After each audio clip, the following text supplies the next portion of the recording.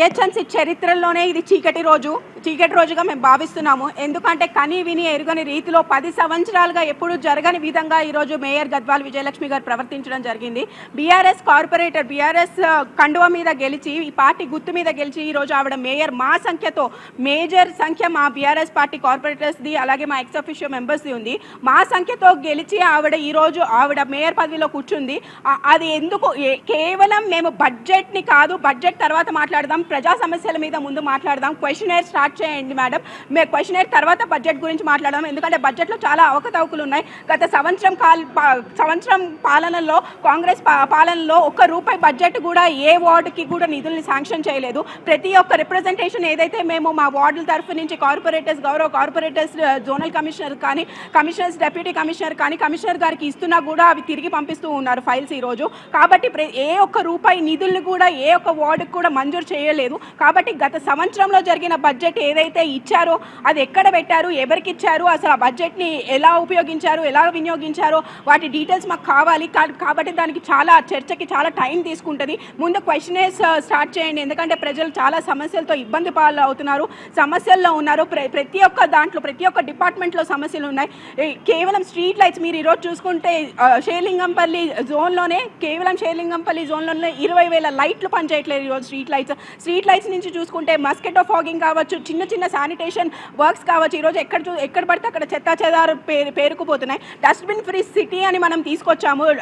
BRS party ఎప్పుడైతే మనం అధికారంలోకి వచ్చామో, తెలంగాణ రాష్ట్ర ప్రభుత్వం ఏర్పడ్డాక మనం డస్ట్బిన్ ఫ్రీ సిటీ అని చెప్పి మనం డస్ట్బిన్స్ అన్ని తీసేసి వేరే ఒక సంస్థ తీసుకొచ్చి దానికి ఒక థర్డ్ పార్టీ ఆర్గనైజేషన్ చేసి మనం ఇప్పటి వరకు సిటీని నీట్గా ఉంచుకోవడం జరిగింది. కానీ ఇప్పుడు అదే ప్లేస్లో మళ్ళీ చెత్తా చెదారు చేరిపోతున్నాయి. స్వచ్ఛ ఆటోస్ ఇంటింటికి వెళ్ళట్లేదు, ఒక్క శానిటేషన్ వర్కర్ కూడా సరిగ్గా పనిచేయట్లేదు. ఎందుకంటే వీళ్ళందరినీ కూడా సర్వే అనే పేరుతో వాడుకుంటున్నారు. ప్రతి ఒక్క జిహెచ్ఎంసీ ఎంప్లాయీ ఏ డిపార్ట్మెంట్లో చూసుకున్న శానిటేషన్ కావచ్చు, లేకపోతే ట్యాక్స్ డిపార్ట్మెంట్ కావచ్చు, డీసీ నుంచి చిన్న స్థాయి ఎంప్లాయీ వరకు కూడా ఈరోజు సర్వేస్ అనే పేరుతో వాళ్ళ డ్యూటీస్ని పక్కన పెట్టేసి వాళ్ళు పనులు చేస్తూ ఉన్నారు. ఏం సర్వే చేస్తున్నారు అని చెప్పి నేను ఈరోజు రేవంత్ రెడ్డి గారిని అడుగుతున్నారు. ఏం సర్వే చేస్తున్నారు మీరు? ప్రజాపాలన అన్న పేరుతో ప్రజాపాలన అప్లికేషన్స్ అని ప్రజల్ని లైన్లో నుంచోబెట్టారు. 6 గ్యారంటీలు అని చెప్పారు. 6 గ్యారంటీలు ఒక్క గ్యారంటీ కూడా అమల్లోకి తీసుకురాలేదు. ఈరోజు మహిళలకి ₹2,500 మహిళా భృతి ఇస్తా అన్నారు. ఏ మహిళకి ఇచ్చావు ఇప్పుడు వరకు? 200 యూనిట్లు ఫ్రీ కరెంట్ ఇస్తా అన్నావు. ఎవరికి ఇచ్చావు 200 యూనిట్ ఫ్రీ కరెంట్? పేరుకు మాత్రమే, ఒక ఊరికే నామకే వస్తే ఒక నెల రోజులు ఇచ్చావు, 2 నెలలు ఇచ్చావు. మా డివిజన్లకి రా, మా వార్డులకి రా, మా వార్డులకు వచ్చి చూడు ఎవరికి వచ్చిందో. ప్రతి ఒక్కళ్ళు కూడా అడుగుతున్నారు, మీరు ఇంకా కార్పొరేటర్లే కదా మేడం, మీరు మా సమస్యలు మీరు తీర్చాలి అంటున్నారు. మేము ఎలా తీర్చాలి? అధికారులు మాకు స్పందించకపోతే, అధికారులు మాకు స్పందించే విధంగా మీరు వారికి కనీసం అవకాశం కూడా ఇవ్వట్లేదు. ప్రతి ఒక్క అధికారికి ఎవరికి ఫోన్ చేసినా మేము సర్వే బిజీలో ఉన్నాం. ప్రజాపాలన అప్లికేషన్స్ అయిపోయినాయి, సగం రోడ్డు పాలన అయిపోయినాయి. ఆ ప్రజాపాలన అప్లికేషన్ సగం వరకు ఆన్లైన్ చేయలేదు. ఆన్లైన్ చేయకపోవడం వల్ల ఇప్పుడు రేషన్ కార్డ్ సర్వే చేస్తున్నారు. అందులో లిస్టు పేర్లు రాలేదని మళ్ళీ పరిగెత్తుకుంటూ ప్రజలు ఎమ్మెల్యే గారి ఆఫీసులకి, మా ఆఫీసులకి వస్తున్నారు. ప్రజలకి ఎలా సమాధానం చెప్పాలి? మేము అధికారులు మాకు స్పందించకపోతే, అధికారులు మాతో మాట్లాడకపోతే మేము ఎలా ప్రజలకి సమాధానం చెప్పాలని మీ ద్వారా నేను అధికారులు ప్రశ్నిస్తున్నా. అలాగే రేవంత్ రెడ్డి గారిని సూటిగా మేము అడగదలుచుకున్నాము. ఇన్ని సమస్యలు ఉండగా మీరు ఎలా బడ్జెట్ ఆమోదిస్తారు? అసలు రూపాయి బడ్జెట్ ఎవరికి ఇచ్చారు, ఏ వార్డులో ఇచ్చారు, దేనికి ఖర్చు పెట్టారు? అది కూడా మీరు క్లియర్ కట్గా మాకు ఏమీ రిపోర్ట్ ఇవ్వకుండా మీరు ఎలా బడ్జెట్ని ఆమోదించారని చెప్పి ఈరోజు మేయర్ గద్వాల్ విజయలక్ష్మి గారిని అడగాలనుకుంటా. అలాగే కేవలం రేవంత్ రెడ్డి గారి అనుచిత పాలన, వాళ్ళ కుట్రపూరిత పాలన నడుస్తుంది. కానీ ప్రజాపాలన అన్న పేరుతో ఇలా ఈరోజు ప్రజాక్షేత్రంలో కూర్చుని కేవలం వాళ్ళు గూండాయిజాలు, రౌడీయిజాలు చేస్తున్నారు. ఈరోజు సభలో జరిగింది చాలా దౌర్జన్యం, చాలా అన్యాయం. ఎందుకంటే ఒక మహిళా కార్పొరేటర్స్ మీద జెంట్స్ కార్పొరేటర్స్ వచ్చి, కాంగ్రెస్ కార్పొరేటర్స్ వచ్చి దౌర్జన్యం చేయడం జరిగింది. మా చేతిలో ఉన్న ఇది ప్రజాస్వామ్యంలో కనీసం అడిగే హక్కు కూడా లేకుండా చేస్తున్నారు. ఏం అడిగినా కూడా కేసులు పెట్టి, అన్ని అక్రమ కేసులు పెట్టి అరెస్ట్ చేస్తున్నారు. ఈరోజు ఎక్కడ జరిగినా కూడా కనీసం గొంతిప్పి మాట్లాడే అవకాశం కూడా ఇవ్వట్లేదు ఈ కాంగ్రెస్ పాలన.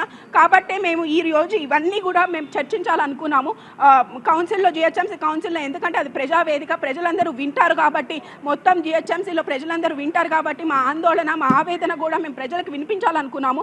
ఎందుకంటే అధికారులు ముఖ్యంగా అధికారులు స్పందించట్లేదన్న విషయం ప్రజలకి తెలియజేయాలని మేము అనుకుంటున్నాము. ఎందుకంటే అధికారులందరినీ కూడా వాళ్ళు సర్వేల పేర్లతో వాడుకుంటూ వాళ్ళ డ్యూటీస్ని వాళ్ళు చేయనివ్వట్లేదు. కాబట్టి ఇవన్నీ కూడా మేము చర్చించాలనుకున్నాం. కానీ ఈరోజు మేయర్ గద్వాల్ విజయలక్ష్మి గారు ఒక మహిళా మేయర్ అయి ఉండి మహిళల పైన ఇంత దారుణంగా కనీవి నేరుగని రీతిలో, నేను చెప్తున్నా ఈ రోజు జిహెచ్ఎంసీ చరిత్రలో చీకటి రోజు, మా అందరినీ కూడా ఇలా పోలీస్ స్టేషన్కి పంపించి అరెస్ట్ చేయించడం చాలా దౌర్జన్యం, చాలా అన్యాయమైన విషయము. ఎందుకంటే ప్రజా పాలనలో ప్రజల కొరకు మేము కొట్లాడడానికి మేము ఇక్కడ నిలబడి ఉన్నాము. బీఆర్ఎస్ పార్టీ ఒక ఉద్యమం పార్టీ. మా కేసీఆర్ గారు, కేటీఆర్ గారి పరిపాలనలో మేము ఇదొక ఉద్యమం పార్టీ. మేము దేనికి, ఏ కేసులకి వేటికి భయపడే రోజే లేదు. మీరు ఎటువంటి కేసులు పెట్టినా కూడా ప్రజల పక్షాన నిలబడి మీరు ఇస్తానన్న 6 గ్యారెంటీలు అమల్లోకి తీసుకొచ్చేంత వరకు కూడా మేము కొట్లాడుతూనే ఉంటాము. ప్రజల పక్షానే నిలబడతాము. మీరు ఎన్ని కేసులైనా పెట్టండి, ఏమైనా చేయండి, మేము ప్రజల పక్షానే నిలబడతామని ఈ సందర్భంగా మీడియా ద్వారా నేను తెలియజేయాలనుకుంటున్నాను. కాబట్టి మేయర్ గద్వాల్ విజయలక్ష్మి గారు మీరు గుర్తుపెట్టుకోండి, మీరు ఏ పార్టీతో అయితే గెలిచారో మళ్ళీ ఆ పార్టీనే మీరు ఇంత ద్రోహం చేసి ఇట్లా మీరు కాంగ్రెస్ పార్టీలోకి చేయడం జరిగింది. అదే పార్టీ కండువా వేసుకొని, మీకు దమ్ముంటే అదే పార్టీ కండువా వేసుకొని రేపు ఎలక్షన్లో నిలబడండి. మీకు సమాధానం ప్రజలే చెప్తారని ఈ సందర్భంగా మీ ద్వారా ఆవిడకి కూడా సందేశం ఇవ్వాలనుకుంటున్నాను. Thank you.